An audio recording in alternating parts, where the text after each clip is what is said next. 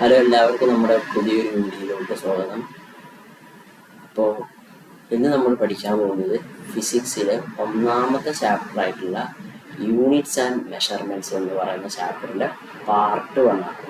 അപ്പോൾ ഈ വീഡിയോയിൽ നമ്മൾ ഡിസ്കസ് ചെയ്യാൻ ഉദ്ദേശിക്കുന്നത് എന്ന് വെച്ച് കഴിഞ്ഞാൽ ഈ ചാപ്റ്ററിലെ 2 ടോപ്പിക്കുകൾ, ഒന്ന് ഫിസിക്കൽ ക്വാണ്ടിറ്റീസ് എന്ന് പറയുന്നതും യൂണിറ്റ്സ് എന്ന് പറയുന്ന 2 ടോപ്പിക്കാണ് നമ്മളിവിടെ ഡിസ്കസ് ചെയ്യാൻ ഉദ്ദേശിക്കുന്നത്. നമുക്കറിയാം ടോട്ടലി ഫിസിക്സിൽ +1 14 ചാപ്റ്റർ ഉണ്ട് ടോട്ടലായിട്ട് വരുന്നത്.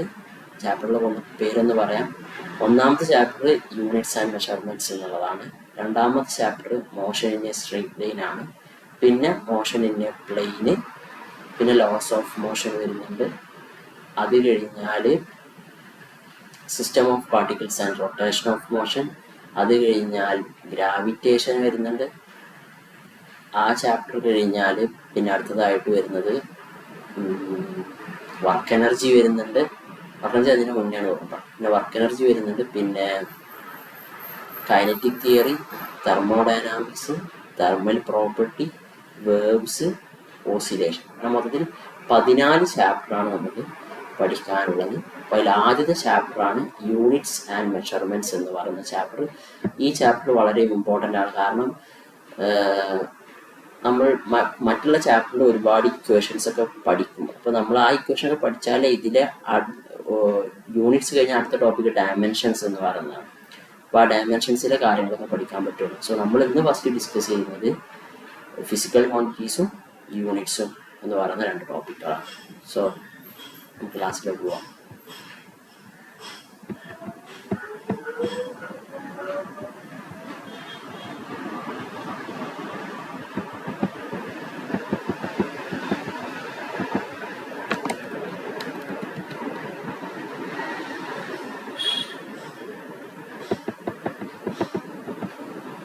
ഫസ്റ്റ് ആയിട്ട് നമുക്ക് പഠിക്കാനുള്ളത് ഫിസിക്കൽ ക്വാണ്ടിറ്റീസ് എന്നുള്ളതാണ്. ഈ ഫിസിക്കൽ ക്വാണ്ടിറ്റീസ് എന്ന് പറഞ്ഞു കഴിഞ്ഞാൽ the quantities which can be measured directly or indirectly is called physical quantities. അതായത് നമുക്ക് ഡയറക്റ്റ് ആയിട്ടോ ഇൻഡയറക്റ്റ് ആയിട്ടോ മെഷർ ചെയ്യാൻ പറ്റുന്ന ക്വാണ്ടിറ്റികളെയാണ് നമ്മൾ ഫിസിക്കൽ ക്വാണ്ടിറ്റി എന്ന് പറയുന്നത്. ഇപ്പോൾ ഉദാഹരണമായിട്ട് ലെങ്ത്ത്, അത് നമുക്ക് ഡയറക്റ്റ് ആയിട്ട് മെഷർ ചെയ്യാം, സ്കെയിൽ കൊണ്ട് ഡയറക്റ്റ് ആയിട്ട് മെഷർ ചെയ്യാം. പിന്നെ മാസ് മെഷർ ചെയ്യാം. അത്തരത്തിലുള്ള ക്വാണ്ടിറ്റികളൊക്കെ നമ്മൾ എന്തെടുക്കും, ഡയറക്റ്റ് ആയിട്ട് മെഷർ ചെയ്യാൻ പറ്റുന്ന ക്വാണ്ടിറ്റികളുടെ കാറ്റഗറിയിൽ നമുക്ക് ഉൾപ്പെടുത്താം. രണ്ടാമതായിട്ട് നമ്മൾ പഠിക്കുന്നത് ഇൻഡയറക്റ്റ് ആയിട്ട് മെഷർ ചെയ്യാൻ പറ്റുന്ന ക്വാണ്ടിറ്റികളാണ്.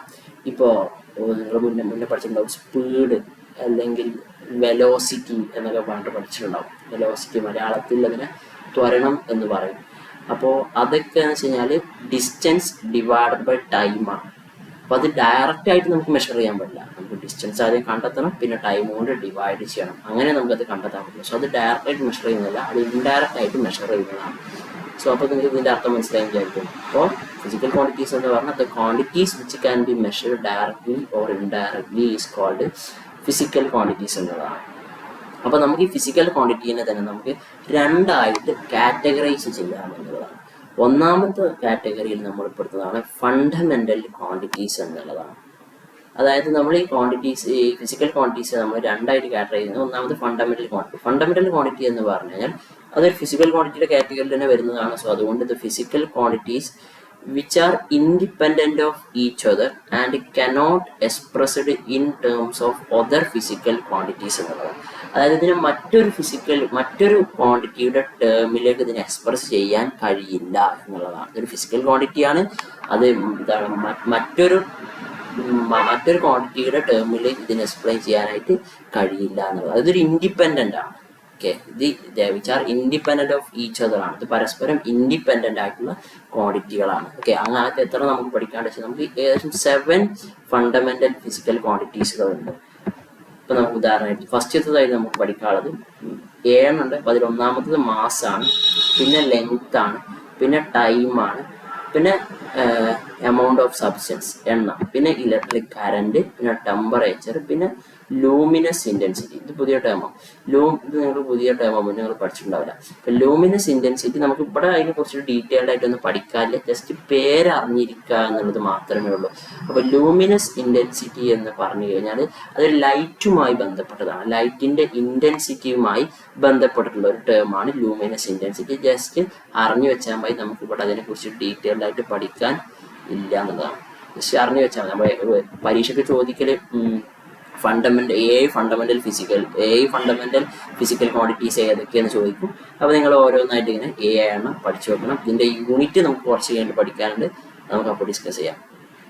അടുത്തതായിട്ട് നമുക്ക് പഠിക്കാനുള്ളത് ഡിറൈവ്ഡ് ക്വാണ്ടിറ്റീസ് എന്നുള്ളതാണ്. ഡിറൈവ്ഡ് ക്വാണ്ടിറ്റീസ് എന്ന് പറഞ്ഞു കഴിഞ്ഞാൽ the physical quantities which can expressed in terms of other fundamental quantity. അതായത് ഡിറൈവ്ഡ് ക്വാണ്ടിറ്റീസ് എന്ന് പറഞ്ഞു കഴിഞ്ഞാൽ നമുക്ക് മറ്റുള്ള ഫണ്ടമെന്റൽ ക്വാണ്ടിറ്റിയുടെ ടേമിലേക്ക് എക്സ്പ്ലെയിൻ ചെയ്യാൻ പറ്റും. അവരുടെ ടേമിലാണ് ഇതിനെ എക്സ്പ്ലെയിൻ ചെയ്യല്ല, എക്സ്പ്രസ് ചെയ്യുന്നത് എന്നുള്ളതാണ്.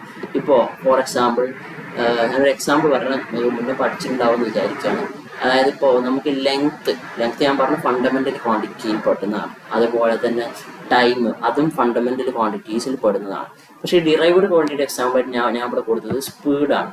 അപ്പോൾ നമുക്ക് സ്പീഡ് എന്ന് നോക്കാം. സ്പീഡ് എന്ന് പറഞ്ഞു കഴിഞ്ഞാൽ നമുക്ക് ഡിസ്റ്റൻസ് ഡിവൈഡഡ് ബൈ ടൈം എന്നുള്ളതാണ്.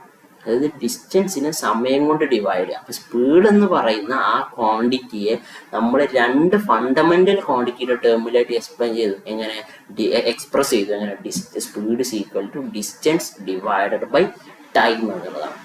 അങ്ങനെ നമുക്ക് എക്സ്പ്ലെയിൻ ചെയ്യാൻ പറ്റുന്ന ക്വാണ്ടിറ്റീസുകൾ നമ്മൾ വിളിക്കുന്ന പേരാണ് ഡിറൈവ്ഡ് ക്വാണ്ടിറ്റീസ് എന്നുള്ളതാണ്. ഓക്കെ, ഇപ്പോൾ ഫണ്ടമെന്റൽ ക്വാണ്ടിറ്റി ആ ഏഴെണ്ണുള്ളൂ, പക്ഷേ ഡിറൈവ്ഡ് ക്വാണ്ടിറ്റി ഒരുപാടുണ്ട് കേട്ടോ. അത് വെലോസിറ്റി, സ്പീഡ്, ആക്സിലറേഷൻ, ഫോഴ്സ് അങ്ങനെ പറയുന്ന ഒരുപാട് കാര്യങ്ങൾ, അതിൽ മൊമെന്റ് ഓഫ് ഇനേർഷ്യ നിങ്ങൾ വരുന്നത് നിങ്ങൾ പഠിക്കും. അപ്പോൾ അതൊക്കെ അതിൽ പെടുന്നതാണ്. ഫണ്ടമെന്റൽ ക്വാണ്ടിറ്റീസ് ഏഴെണ്ണുള്ളൂ, അത് ഓർത്ത് വെക്കാം. ഡിറൈവ്ഡ് ക്വാണ്ടിറ്റീസ് എക്സാമ്പിൾ ചോദിച്ചു കഴിഞ്ഞാൽ സ്പീഡ്, വെലോസിറ്റി, ആക്സിലറേഷൻ, ഫോഴ്സ് എന്ന് നമുക്ക് പറയാൻ പറ്റും. ഈ ചാപ്റ്ററിന് പ്രത്യേകത വെച്ച് കഴിഞ്ഞാൽ ഇത് നമ്മൾ ഇത് ഫസ്റ്റ് ഒരു ഇനീഷ്യലായിട്ട് ആദ്യത്തെ ചാപ്റ്റർ ആണെങ്കിലും നമ്മൾ മറ്റുള്ള ചാപ്റ്ററിൻ്റെ കോൺസെപ്റ്റ് ഒക്കെ നമ്മൾ പഠിച്ചു വരുമ്പോൾ നമുക്ക് ഇതിൻ്റെ കാര്യങ്ങൾ കുറച്ചും കൂടി വ്യക്തമായിട്ട് മനസ്സിലാകും, ഈ യൂണിറ്റുകളുടെ കാര്യങ്ങൾ. അപ്പം നിങ്ങൾക്ക് ഒരുപാട് ഡിറൈവ്ഡ് ക്വാണ്ടിറ്റീസ് ഒക്കെ നിങ്ങൾ അപ്പോൾ പഠിക്കും, അതിൻ്റെ യൂണിറ്റ്സുകളൊക്കെ അപ്പോൾ നിങ്ങൾ പഠിക്കും. ഇപ്പം നിങ്ങൾ ജസ്റ്റ് ഇത് ഓർത്ത് വെച്ചാൽ മതി. ഇനി നമുക്ക് യൂണിറ്റ്സ് എന്താണെന്ന് നോക്കാം.